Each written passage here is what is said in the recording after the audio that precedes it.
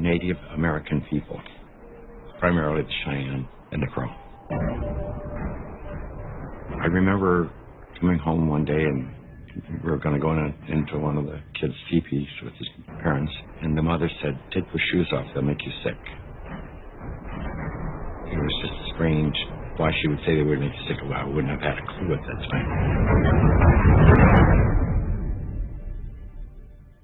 In simple terms, grounding is literally putting your bare feet on the ground.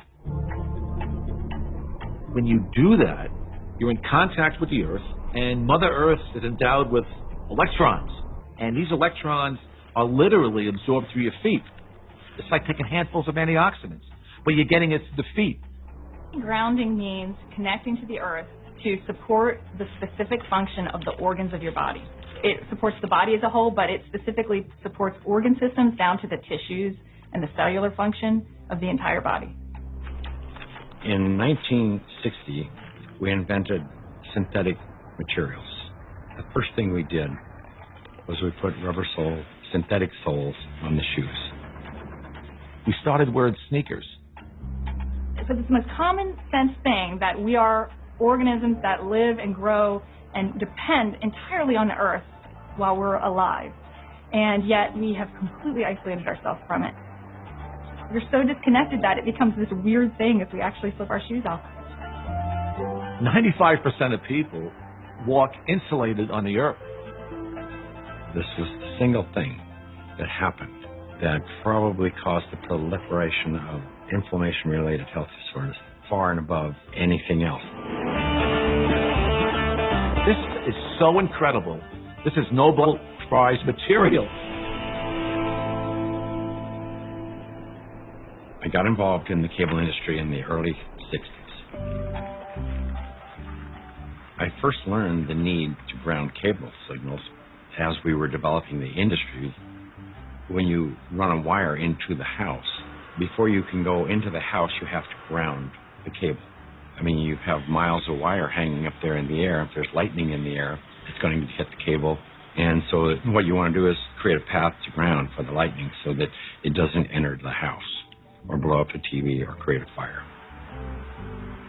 One day I was sitting at a computer and the computer kept crashing. I knew it was static electricity, so I put a piece of tape across my desk and grounded it. Then I realized in that process that the outlet wasn't grounded, so I fixed it so that I could get rid of the static electricity. And I didn't think too much about it. I walked outdoors and I sat on a bench. There's two of us pulled up, and it looked like they had just been to one of these outlet malls, and white Nike shoes were on sale. It just dawned on me. I asked the question. I said, I wonder if it's possible that humans are, we're no longer naturally grounded. I wonder if these shoes could be interfering with us. So that night, I went to the hardware store and I bought a roll of metal duct tape. And I just taped it across the bed. I threw a wire out the window. And it had a ground rod outside. I connected to the ground rod on one side and connected to the metal duct tape that I had laid on the bed. So when I laid down on the duct tape, I was like grounded because it was connected to the earth. And I woke up the next morning and I thought, holy cow, there's something going on here, because normally for me to go to sleep, I had to take Advil. So I tried to find out what I could. The internet was hardly anything. This was back in '99. Went down to the University of Arizona into one of their medical libraries, and there was nothing. And in fact, I even tried to find the cause of chronic pain. The cause of MS was unknown. The cause of arthritis, unknown. They didn't know. Nobody knew. So I thought, well, I'll go out to LA. I'll go to UCLA and ask them. They pretty much laughed me off campus. They said, you expect us to believe that somebody's going to put a nail in the ground, tie a wire around somebody's toe, and it's going to make them sleep better? I said, get out of here. Go away. You're nuts. So I ended up having to put together my own study, and we grounded 60 people, and the reports that came in were unbelievable. TMJ disappeared, PMS disappeared, inflammation reduced, pain. Everybody slept better. Found an anesthesiologist in San Diego, and he says, I don't think there's anything to what you're doing. This has got to be an anomaly here. but I'll entertain you. He says, I will prove that you're wrong. Now, we did the study. It's the first study that I did that was a legitimate study where we had quantifiable data. Then we decided, well, we're going to do a big study now. And we ended up attracting scientists, physicists. When they saw the study, everybody said, well, this is really pretty interesting. I didn't know anything about grounding. I had never heard of it at all, but I became a new mom, and I had my first child, and she had colic, and she cried and cried and cried. First thing I did, being a physician myself, was take her to the pediatrician, and remember distinctly leaving that pediatrician's office with a knot in my stomach, because the first thing they told me is, it's the baby, let him cry. Literally the only time I noticed that she wasn't in pain, and the only time I could soothe her, was when I was outside and I was barefoot and I had her in my arms, and every time we were outside she relaxed. I noticed if I did use a stroller or if she was in a car, she was still in pain and uncomfortable. This is not placebo effect, like she had no idea if I was wearing shoes or not. She doesn't know that. I'm holding her either way. And I just slowly started realizing this child can only take a nap and feel comfort is if she was on my skin, held skin to skin, and I was barefoot. She'd be dead asleep, and if I stepped in the house and took both my feet off the ground, she would wake back up and the pain response would come back. And I didn't know what it was called, and I didn't at that time feel comfortable thinking about using it in my conventional medical practice, but I just knew that this is what I'm going to do to help my child. I was working with a mentor of mine, and she recommended that I ground my energy. I didn't know what she meant by ground yourself, so the first thing I did was go home and look it up on the internet, and through doing a search about grounding, I found Clint Over's work and the book about earthing, and I realized that it's a real thing and a real healing modality with tons of medical literature behind it. I first learned about grounding maybe 12, 13 years ago through one of the trainers for the Tour de France team from the U.S., and he was using it with many of their athletes and with surprising results. And I think that the surprising best summarizes my response to it because it didn't seem to make sense. I think I became a believer once I started to explore the science.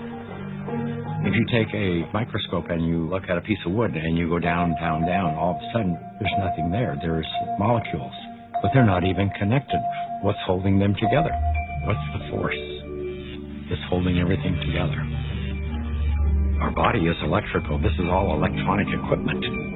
The heart, the lungs, the brain. I mean, this is electrical equipment. It's all electrical. Everything is electrical.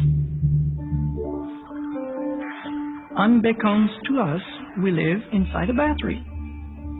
The surface of the Earth is charged negatively, and the ionosphere, which is a layer of the atmosphere about 60 miles up, which is ionized by the sun, meaning that the rays of the sun are so strong that they split the molecules into a positive charge and a negative charge. The negative charge are transferred to the surface of the Earth through lightning mainly, and the positive charge stay 60 miles up. The problem arises when we don't have negative charge. So we need grounding just as we need air and we need sunshine. Stephen Sinatra, who was a cardiologist from back east, was attending a convention.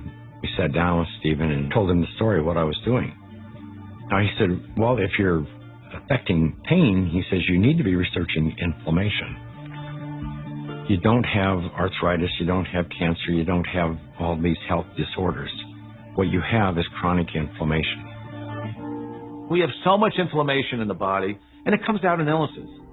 We go to a doctor with all these complaints, but a lot of it is silent inflammation, including my specialty, heart disease. Heart disease is an inflammatory process.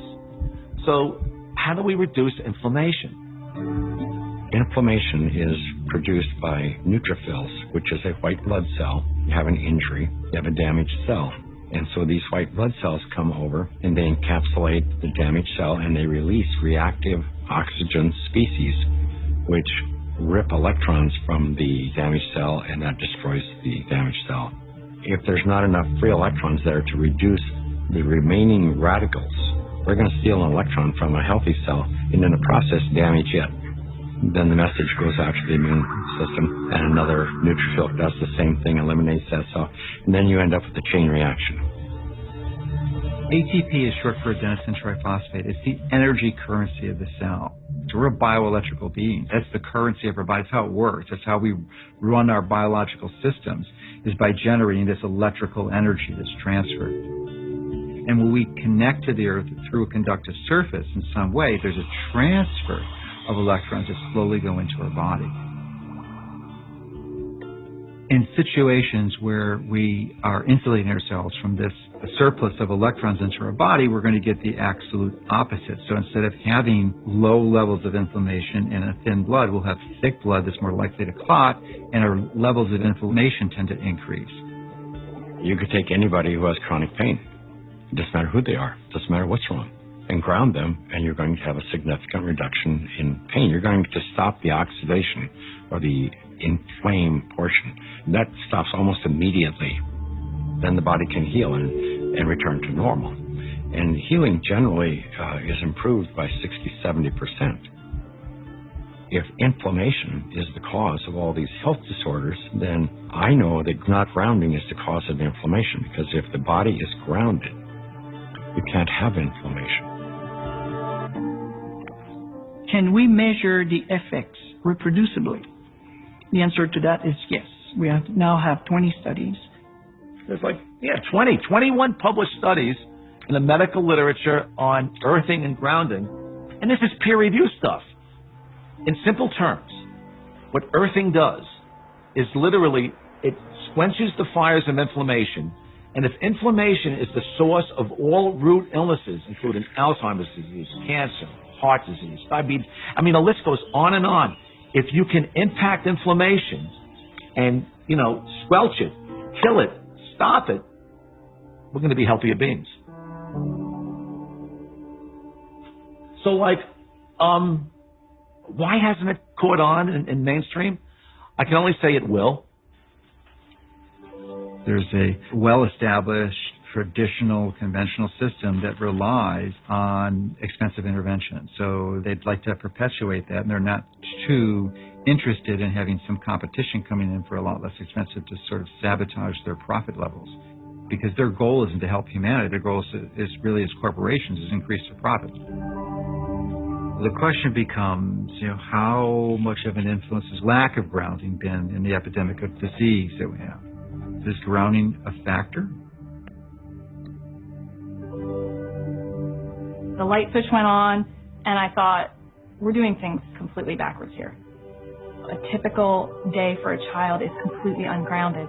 Most children wake up sleeping on a bed that was not grounded in a house or a building or on a floor that was insulated from the earth, and then they go immediately into a classroom that's insulated. And even on recess, in the recess period, they go outside and are literally fenced in and are paved with asphalt. And then they have after-school activities, which are either indoors or if they're outdoors, they are literally required to wear protective gear. And even if they're exercising for 2 hours after school, 100% disconnected from the earth. And then they go home and they go inside and they eat dinner and they do homework all hours of the night, and then they pass out in an ungrounded bed. So that's a 24-hour period of time completely ungrounded, and that goes on day after day after day.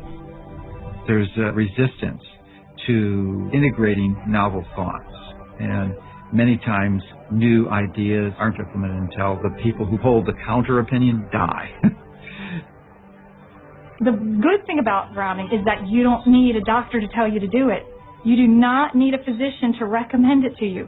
You can try this any time. It is your birthright because you live on the earth. I ground every day. Hey, I want to be connected to the earth as much as I can.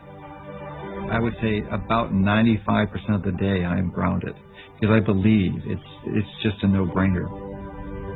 Go outdoors, take your shoes off, stand barefoot on the earth, or sit on the earth, put your feet and your hands on the earth, and you will instantly notice the pain and inflammation begin to drain from your body.